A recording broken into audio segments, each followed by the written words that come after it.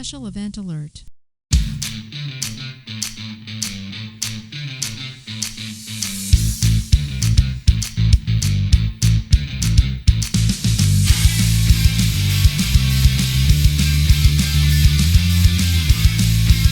I'm late because I sewed on E6 and then I had to take it all back off again. Which is excuse number 196 for being late for changeover, your weekly space news and variety show. I'm your host, Marty Smith, and I'm joined by Eric Patriot, Mr. History. Promoted, not promoted. That was such a dick move. Oh, I'm telling you. Man, they gotta get it right. They gotta get it right.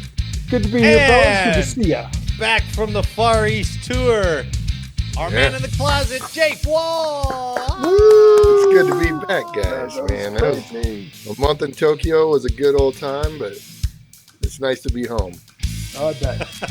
We're here to bring you the latest headlines and updates pertinent to all Guardians and to all Americans as well. So take your seats, get informed, and have a laugh because... From the Rockies to the Space Coast, Late for Changeover is here with the guys to shake the skies.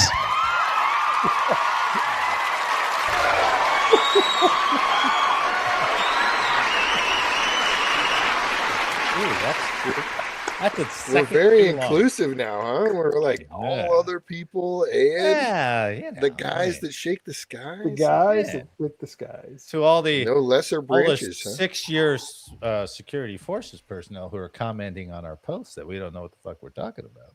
Oh, we're trying to include. Yeah, we acknowledge that right. We should just say thank you for listening to us. As jacked up as you think it was. Thank you. I was surprised they watched it and they were motivated enough to make a comment. That's maybe we're getting to them. It's finally breaking, guys. Wearing them down. These cool, dumb sons of bitches. I know. We know. We're still having fun. Speaking of that, and before we get to, how was Japan? Yeah. Oh, it was a lot of fun, man. Yeah. Ate so much, like a lot of crazy food, a lot of raw food. I mean, only 2 bad meals the whole time I was there, honestly. Oh yeah. Bad fish? They were a bit sketch. Yeah, there's a fish head. Sketch. Yeah. But the rest was amazing. Mostly in Tokyo, like Shibuya, Shinjuku, all that area. Yeah. And then down to Yokohama, had to go visit the ramen noodle museum. Oh, no way. Man, made our own cup of noodle. No pictures from that. Yeah. Oh, you got the first week's pictures. I know, but I want and then I went dark again. Did you ride the bullet train? Did you get on we did. We rode the bullet train down from Tokyo to Osaka and then further down to Okayama. I know it's how fast does that thing go, man? It's like 200 and something. Oh, 200. Jesus. Yeah, it's fine. Dude, it's like that distance is a long ways. And it did 4 stops and it was 3.5 hours. Wow. So, I mean, aside from the takeoff and the stopping, right? I mean, it's other than that. It's just smooth. We're just cruising. Right? Yeah. I mean, the takeoff is not throwing you back in a seat, right? No, it's just accelerating just fine and it's smooth. But they don't play around when it's like, we're coming up on this stop. Please be ready by the door if you're getting off. And because we're like 2 minutes off, on, going. And as polite and as efficient as the Japanese are, there's no getting up and poking people in the ass and fucking like jostling for position. There's probably none of that, right? It's just orderly. Well, it was, just get up, grab your stuff, move to the back. It's not like going to DIA where you're trying to get on that fucking tram and it's just like, fucking get me in. But nobody also takes offense. Like if you're on the subway and you're in the way, people will they're just moving. They're just going to push by you. Right. And they're not going to be vicious about it. They're just going to be like, boop. Yeah. We could learn a lot from those folks, I'm thinking. Yeah. It's out of the bag, Eric. We'll never get shame back in our society again. So, that is the thing, man. You mess up, there's some old lady or some old man being like, you can feel it, right? Yeah. I'm instantly outcast. So where did you come from? Seppuku? I don't know. So anyway, as you know, I work at a gun range for members only, Yeah. and they tip. They don't always tip, but some of them tip a lot. Some of them don't tip. But we had a first the other day. A guy came in. I didn't take him out. My partner, he took him out and took him around the course, and he was telling him that he just got his barrel from Paul Sutton Bourbon delivered. Oh, right? Yeah, he got his barrel delivered. And he also buys cases of Paul Sutton Bourbon to give out as tips. Oh, nice. So he tipped my partner a case of Paul Sutton whiskey. A case? He didn't give him money. He gave him 6 bottles. Case. Wow. Dang, dude. 6 of these bottles. There you go. And Well, the next time you're in Denver, man, bring that with you, and we'll all be together. Yeah, exactly. Oh yeah. Screw the podcast. Let's drink. He's got a Trump signed shotgun, $15,000. So it's like gold-plated trigger. I would love, if I had that money, I would love to do stuff like that. That would be great. Cool. I don't resent any of that. I was like, fucking hey, man, that's cool. That's awesome. That is cool. Yeah, tip whiskey. All right. Break it open. Would like the $75. Yeah.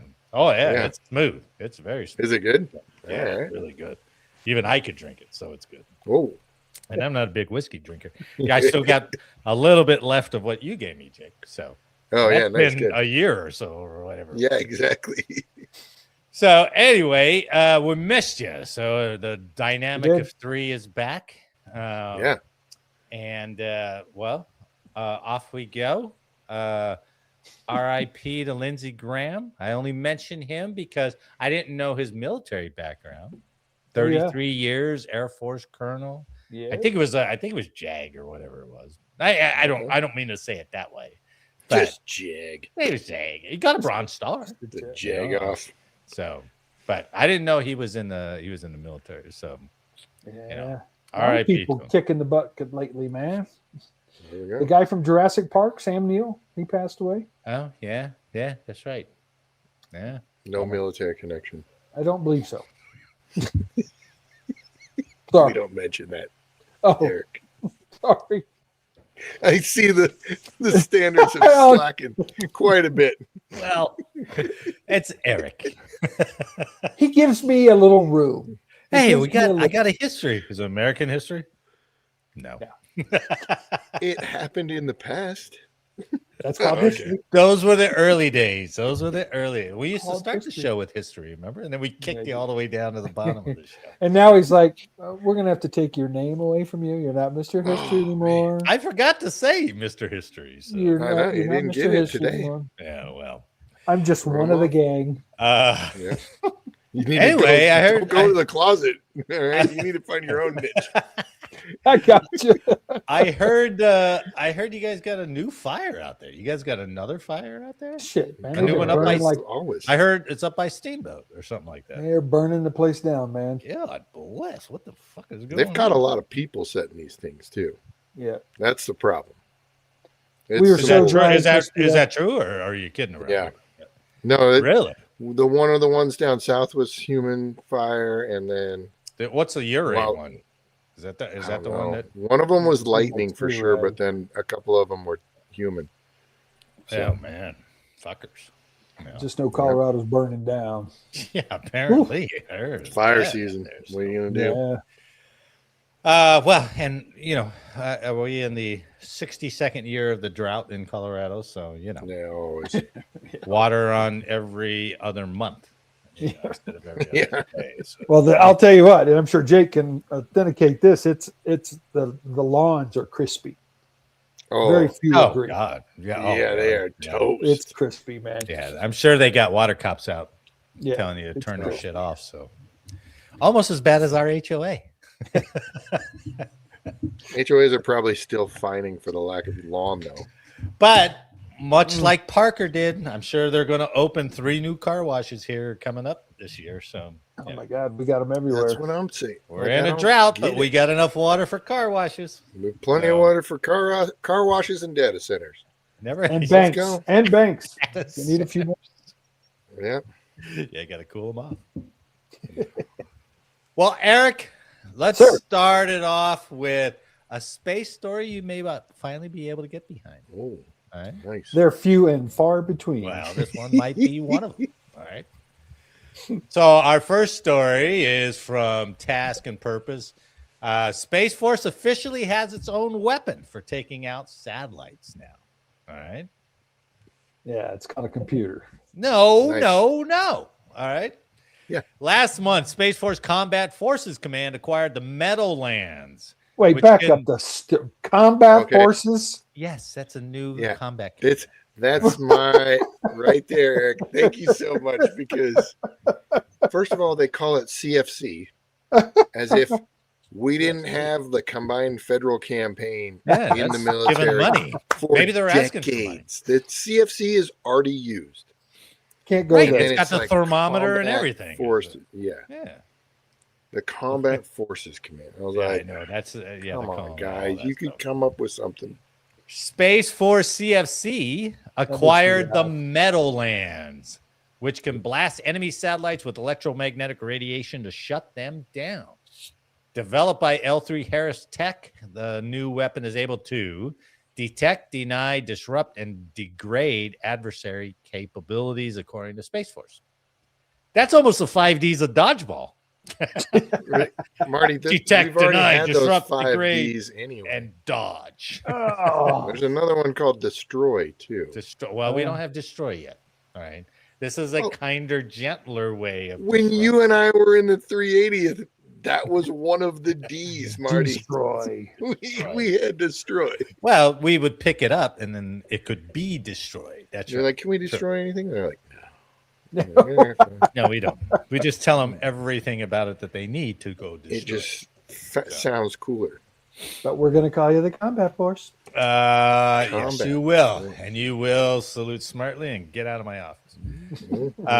Specifically, the Meadowlands is a terrestrial-based weapon meant to jam enemy systems in space, disrupting transmissions from satellites and ground stations. That could, in practice, interrupt communications, geolocation tracking, and enemy surveillance, impacting their ability to fight.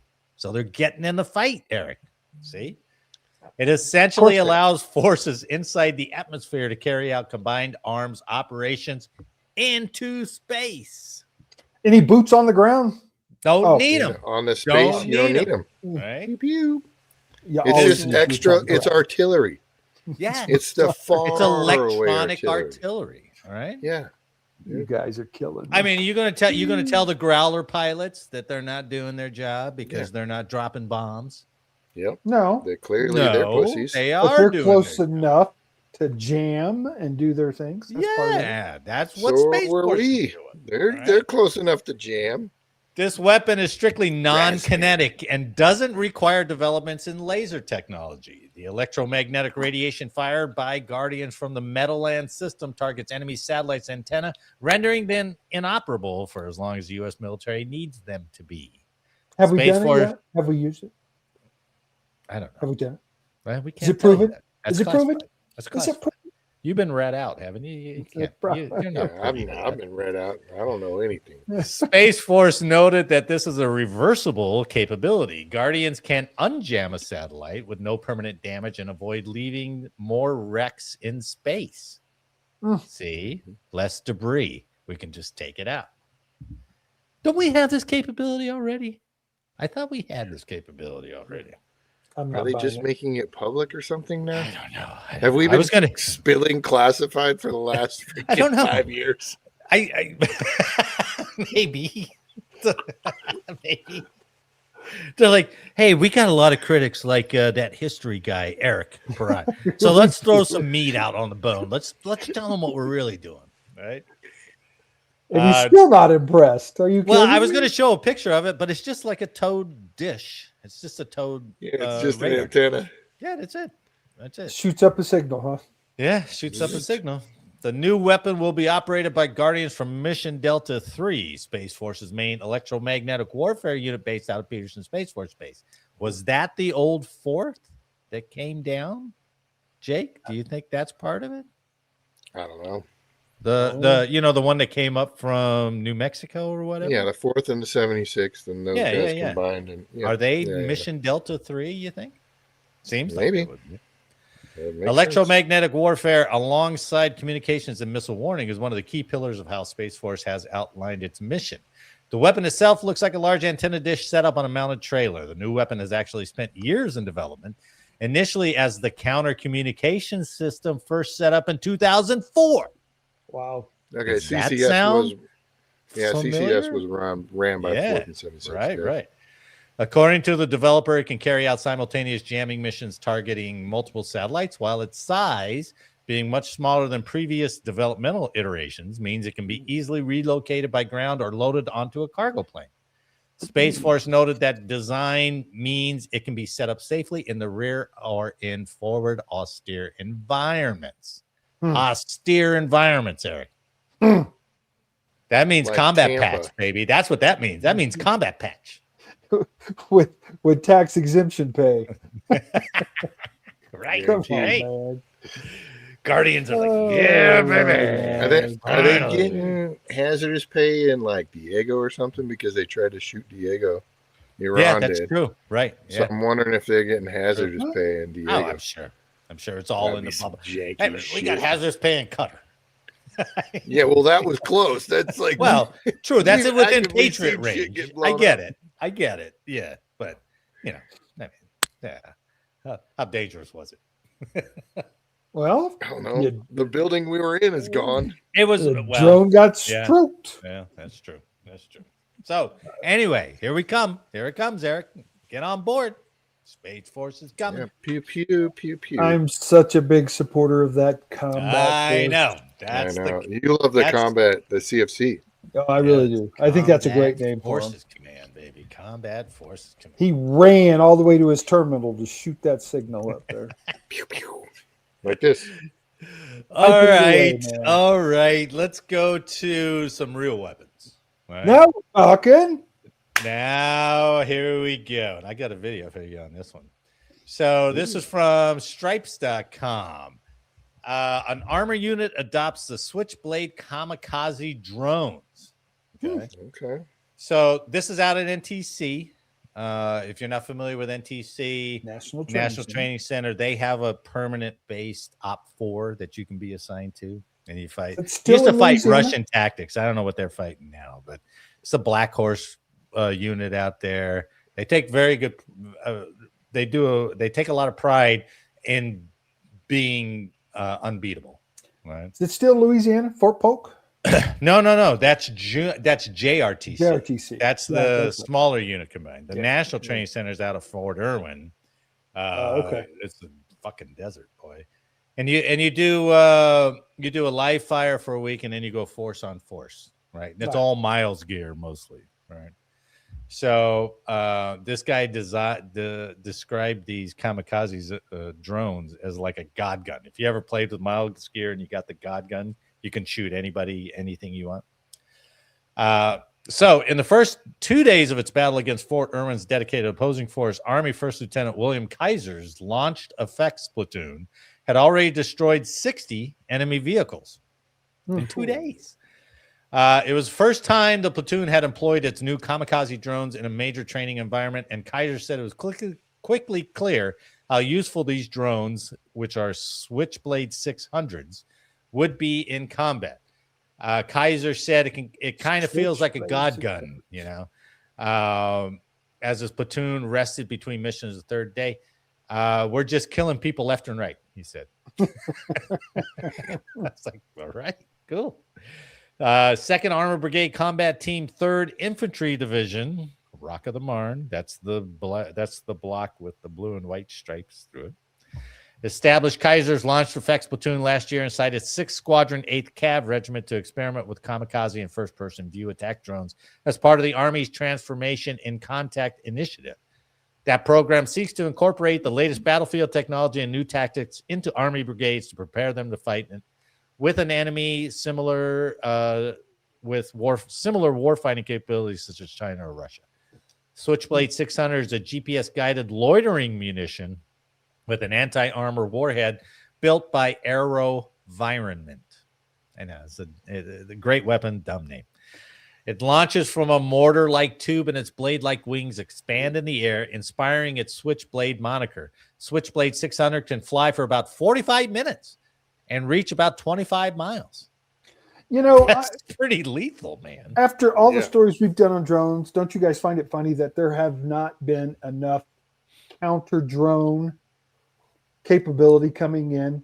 Because right now in Ukraine and multiple locations, drones are just whacking everybody. Well, and we've covered a few counter drone stuff, right? But not keeping them close hold. Remember the weapon that the site that does that? They got the breakable rounds, that do that kind of stuff. But that's all pretty near and dear, right? Well, that's what Jake was saying. I think that's probably true, because you would have thought by now the word is out. Okay, drone munitions were really cool for about 2 years. Now we've stopped that capability. We've stopped it dead in its tracks. You would think it'd be something. Really because of all the counter. Yeah, maybe. Yeah. Well, Russia ain't shooting shit down, man. They're getting bombed left and right with those things. And now they're hitting mainland, close to the cities. I know. Well, when I show you this video real quick, you'll see why. So this lieutenant says, think of it like a javelin or a Hellfire missile with a camera and wings, and I can move it wherever I want to as long as I'm looking for a target. Actually, that was Chief Warrant Officer 2, Chris Radke, one of the brigade's drone experts. So let me show you this little short I found out on YouTube.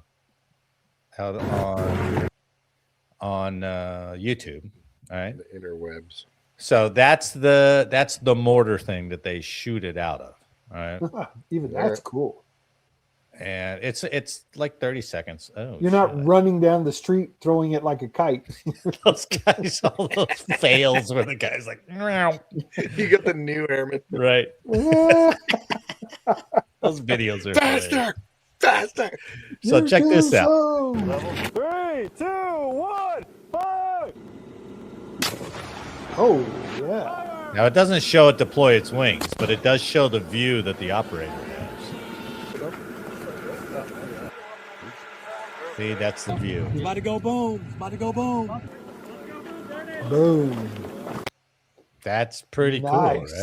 That's very cool. Yeah. Level 3, 2, 1, fire! Fire! So it's got, I don't know if it's got a shape charge on it. I don't know what the warhead is, but it's about to go boom. It's about to go boom. God damn. I would be apt to call that a combat force versus.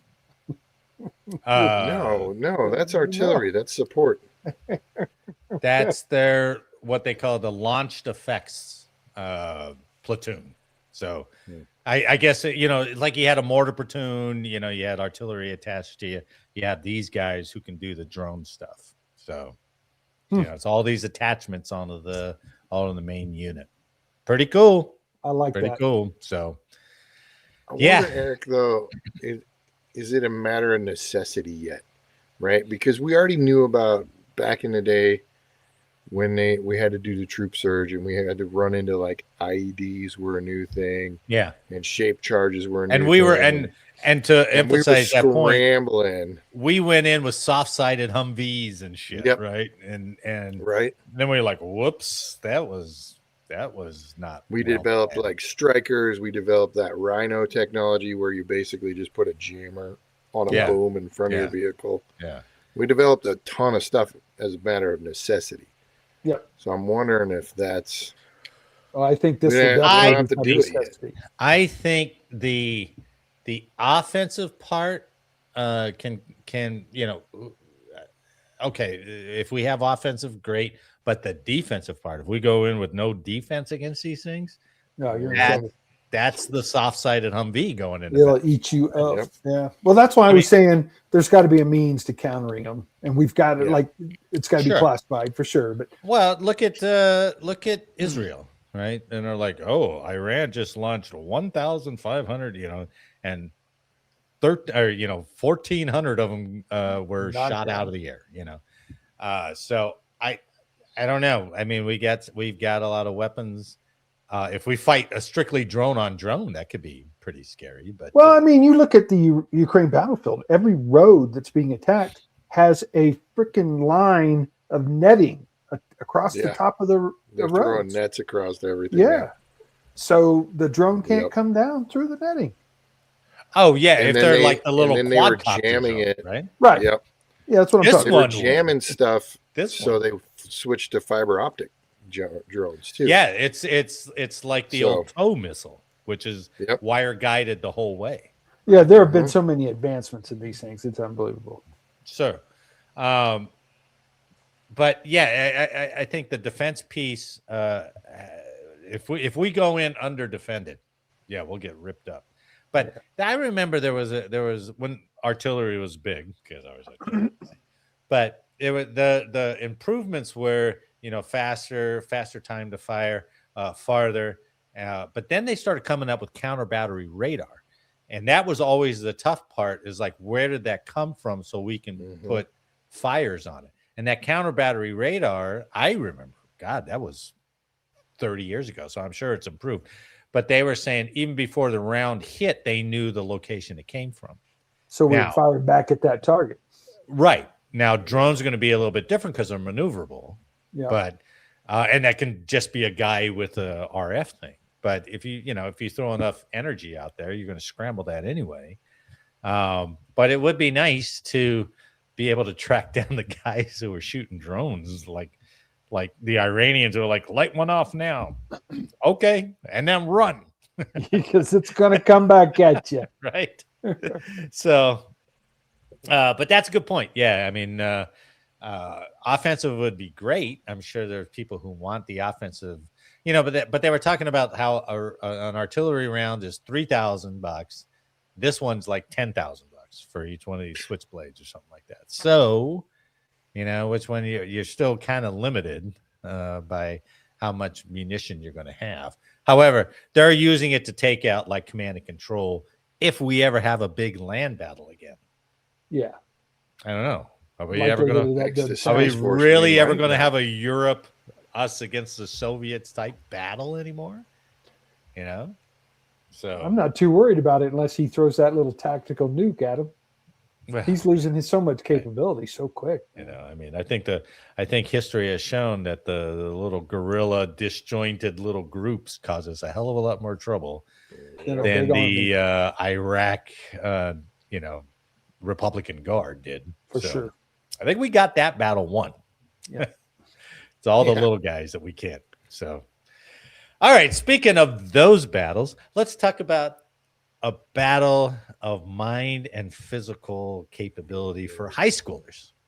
I thought we were going back to the Space Force. Yep. They could potentially be Space Force Guardians. Put this chair together and set your lumbar support appropriately. Time to vent. Oh, no. Go.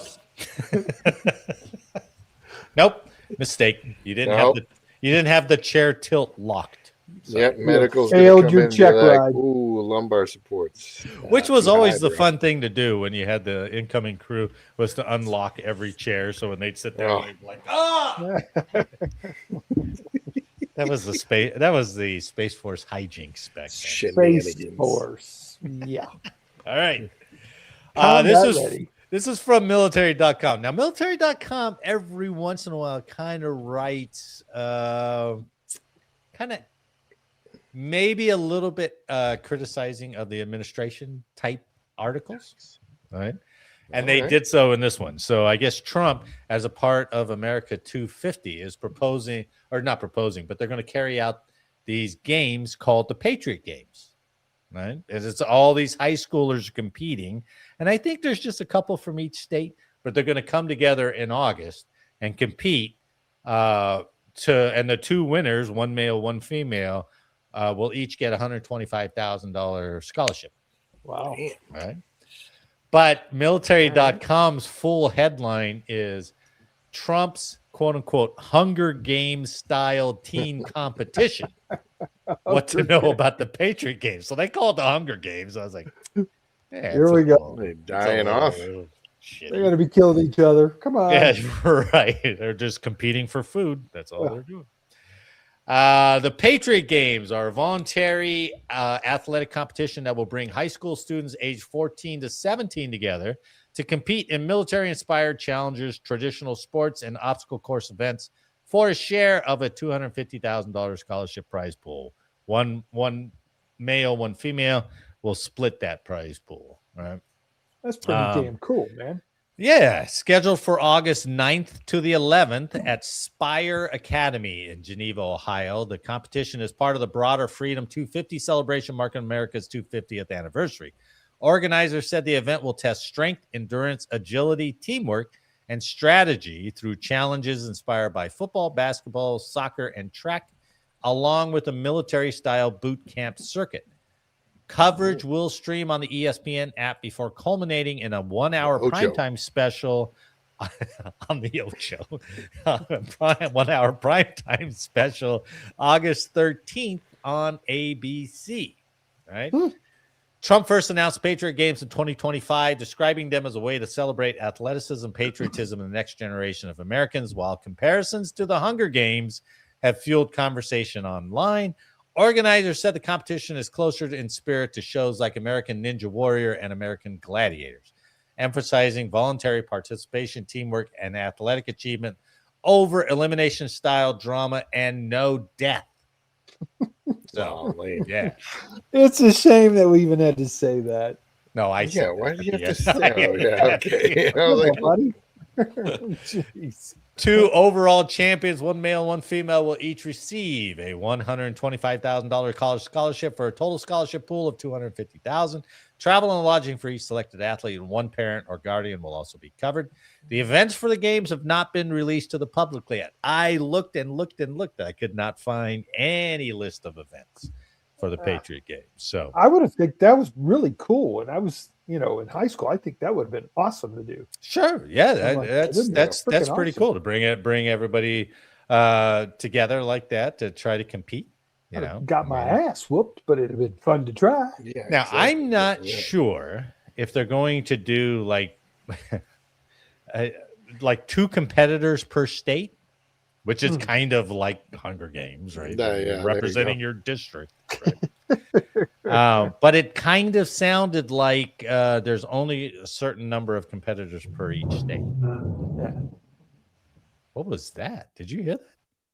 That would be my wife upstairs moving furniture, it sounds like. Eric, how dare you be shirking your responsibilities? I didn't know she was moving anything. But that's Wow, she is so mad at you. She's like, I'm moving it myself. Fine. And he's going to listen to it. He's going to hear it. He's not mad. I bought a brand new freezer. We brought a brand new freezer and I put it all together in the garage. So she's not mad. There you go. Maybe not in the right spot. She wanted you to move it. You didn't move it. Well, it's funny you say that. We had to hang the door on the other side, where you take the screws off top and swap the door. I've done that before too. Yeah.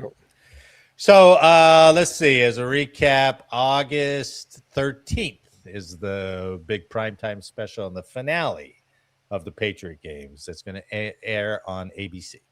Right? I'll definitely. It's already been recording. No, it starts on the 9th through the 11th, and then they'll put a special together on the 13th of August. All right. But I thought it was weird that you can't find a list of the events. So how do they know to sign up if it's not like, what are we going to compete in? Yeah, what are we going to compete in? Train for too. I mean, how do you train for that? It's not published. I even asked Claude. I mean, at least Ninja Warrior, the course and all that stuff. Yeah, the course. People are practicing that stuff like crazy. Right. Maybe it's all going to be a surprise. They're going to get, an Arlie Ermy type out there yelling at them all. Funner to do it that way where you can't prepare. I think that'd be better. Yeah. You get a ton of complaints, though. Everybody would complain. You didn't tell me there was ropes course or, True. Oh, sorry. Very true. All right. Since we got the gang back together and we haven't done it in a while, I thought we'd do a little military movie game. This is going to be all classic movies before Jake was born. So here's the thing: I'm close to 50, and you're like, he's not been bored. the youngin in here is fucking. they're 1977 and before. So, but I mean, half of these movies were I wasn't born yet either. So Was I? But you've run into them. You've run into these. I don't know. Have we watched them on mid shifts? No, probably not, because nobody wants to watch a classic. I know, but I'm sure maybe you've run into, or maybe you've heard. All right. I'm excited. Doesn't matter, because I'm going to show you two movies. All you're going to do is pick the one that scored higher. That's all you got to do. Right. Right? Scored higher by better views? Is that what we're talking By about? the audience score. Okay. Audience score on Rotten Tomatoes. Okay. Liked it better. Yeah. Which one liked it better? All right. So take that off. Let's put this on. So the first battle here is two movies that are just two classics, right? You must have heard of them. Maybe you didn't see them, but you must have heard of them. So the first is The Longest Day, story about D-Day invasion. The first story about the D-Day invasion, right? And that goes up against A Bridge Too Far, right? That's about Operation Market Garden. Jake, I've seen both, by the way. I've never even heard of The Longest Day. Are you serious? I'm very familiar with A Bridge Too Far. Oh, yeah. John Wayne in The Longest Day. All right, The Longest Day. One of the history 9... lessons we had to teach when we were learning to teach military style stuff. Mine was assigned to Bridge Too Far. Very good. Market Garden. Yep, Longest Operation Day Market came out Garden. in 1962, starring John Wayne, Robert Ryan, and Richard Burton. Baby. Events of D-Day, right? Bridge Too Far came out in 1977, starring Sean Connery, Ryan O'Neal, and Michael Caine. There was a hoop of guys in that show. There's a bunch. I just kind of listed three. That name list is pretty long over there. That's huge. Yeah, all those movies back there were huge. This was a movie about Operation Market Garden in September of 44, right? So, well, since we're ordered this way, Eric, you get the first guess at which one was higher. You cannot go in any way, shape, or form against the Duke. The Longest Day. Oh, Longest Day, yeah. Going Longest Day. I'm Bridge Too Far. You got early Gene Hackman and now you guys can guess Anthony the same, Hopkins. You guys can guess the same movie if you want. Right? Okay. Yeah. It's not you against Jake. It's you both against the scores. So if you agree that one movie's above the other, then you can both guess it. I don't agree. I think Bridge Too Far is it. Okay, before we answer it, you were basing that on all your stars in Market Garden and Bridge Too Far. Look at all the stars that were in The Longest Day. I know. Look, it's like 2 rows. 42 international stars. Yeah, there's a bunch. Bridge Too Far only has a dozen. Good lineup of both, to be honest with you. All right, here we go. Audience score is Longest Day, 90%. Bridge Too Far, 85%, making the winner The Longest Day. One for Eric, of course. Right? All right, our next matchup is a Battle of Pearl Harbor movies. Right? Tora. Great movie. Right? About the Japanese coming in. All right. Versus From Here to Eternity. That was also a Pearl Harbor prep movie. Sleeping with the Officer's Wife. Tora is 1970. Starred Martin Balsam, So Yamamura, and Jason Robards. All right. From Here to Eternity was 1953, starring Burt Lancaster, Deborah Kerr, and Frank Sinatra was in this too. Oh, there's a bunch. Yeah, Frank Sinatra. What was the guy that played on the Poseidon Adventure? Ernest Borgnine. Oh, that was Ernest Fatso Judkins or something like that. Yeah. That was good. Jake, you're up first. I gotta go with From Here to Eternity. All right. Sounds like a good guess. Eric? Like I said, you don't have to go opposite. I'm tracking. I was thinking how much I liked Back From Here to Eternity, even a black and white. You know what I mean? Mm-hmm. Yeah. Mm-hmm. But I'm gonna go Tora because it's more relevant. Okay. The topic All right. is more relevant. Audience says Tora 81 for the audience. Not And very From high. Here to Eternity, 84, making it From there Here we to go. Eternity. Jake ties it up. Very All right. nice. Don't you worry. It'll go away quick. Round 3 features Army Air Force pilots versus Navy pilots. In 12 O'Clock High with Gregory Peck. All right. Look at that movie poster. A story of 12 men as their women never knew them. What does that mean? I'm sure there's a lot that the women don't know about that military man. So, versus Midway. Charlton right. Heston. 12 O'Clock High, starring Gregory Peck, Hugh Marlowe, Gary Merrill, 1949. A tough as nails general takes over a B-17 bomber unit suffering from low morale and whips them into fighting shape. Right? Midway, 1976, about the Battle of Midway, starring Charlton Heston, Henry Fonda, of course, a bunch of other people, but those were the big 2 main characters in it. All right. Eric. As much as I like Gregory Peck, I'm going Midway. No. Midway. I'm going Midway. Oh, okay. Midway. Starring Joe Biden and Charles. It does look like him. In his prime. In his prime. It looks like he did last year.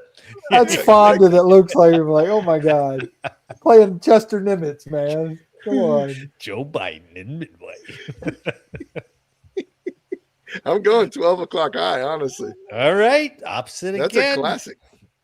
Audience says 86 for 12 O'Clock Midway High. won, man.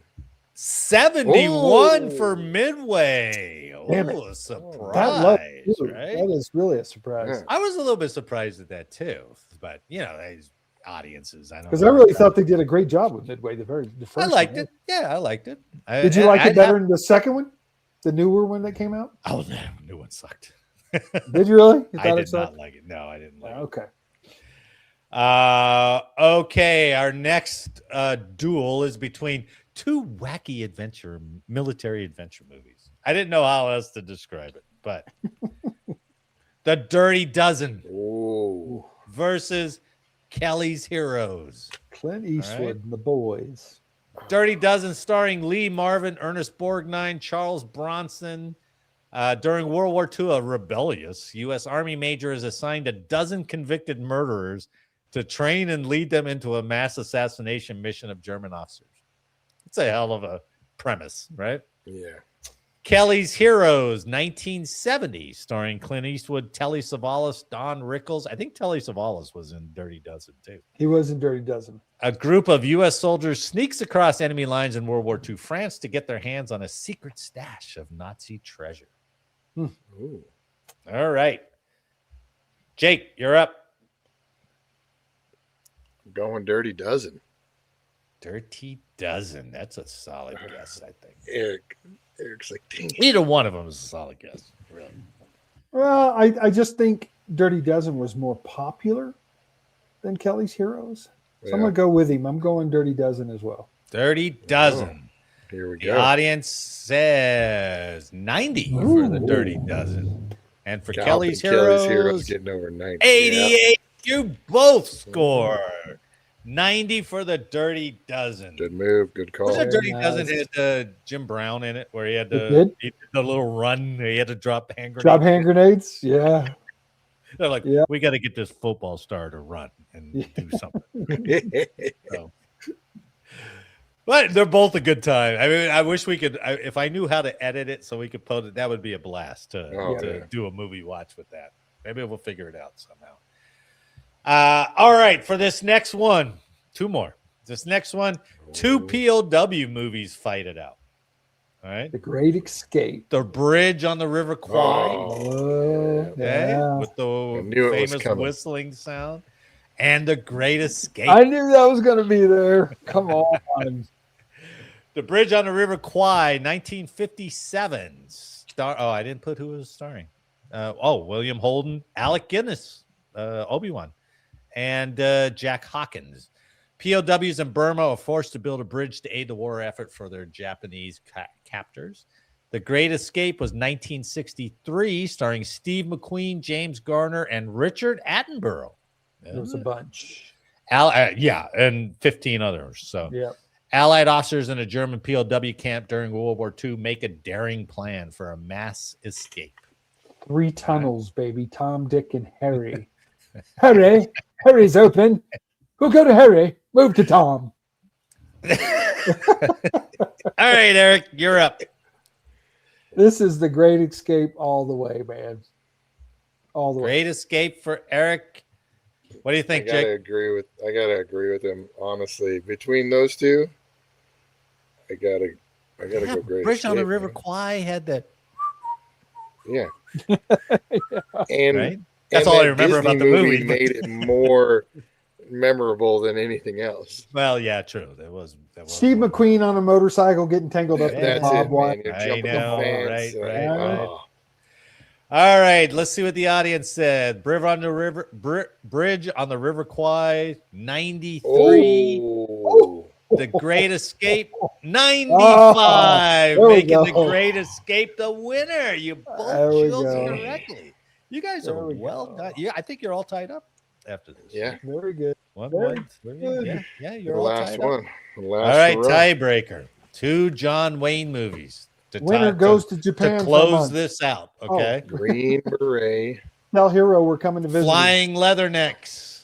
All right. John John Wayne. Wayne and Robert Ryan. Now, I'm going to read you something here that'll blow you away. And the Green Beret. Eric's favorite. My favorite. Eric's biopic. Okay. Flying Leathernecks in 1951, starring John Wayne, Robert Ryan. Major Kirby, John Wayne, leads the Wildcat Squadron in the historic World War II Battle of Guadalcanal. Right?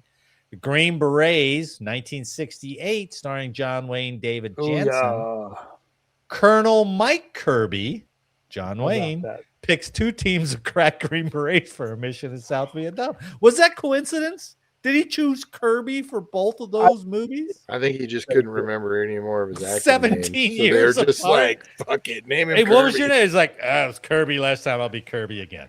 Yeah, all right. Crazy, man. That's crazy. You let me worry about that young Green Beret. You're what this war's all about. I knew he was going to do that. What are you doing? I remember the Why booby is it traps so in that one. Good. Oh, yeah, man. Booty traps. Yeah, the booty traps. Yeah, that was like traumatizing as a child. The little Vietnamese guy who was running around with him too. Yeah, Yep. I don't know who that got was. thrown into the spikes. Yes, he Oh. did. Yes, he did. So, Peterson, let's see. Peterson. 1, 2, 3, 4, 5. Jake, you're up. I'm going Green Beret.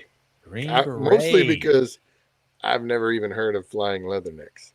And okay. it looks like there's Right. an A10 on the left-hand side. So It kinda not really does. historically accurate. Yeah, not going into Guadalcanal with an A10. No. They should have. I am going to have to agree with Mr. Jake on this one, even though I've seen the Flying Leathernecks. All right. Yeah. They're very Both well. going now. with Green Berets, of course. Why wouldn't It's you? my Audience movie. says for Flying Leathernecks, 62. Not good. And for the Green Berets, 61. Oh, Are you serious?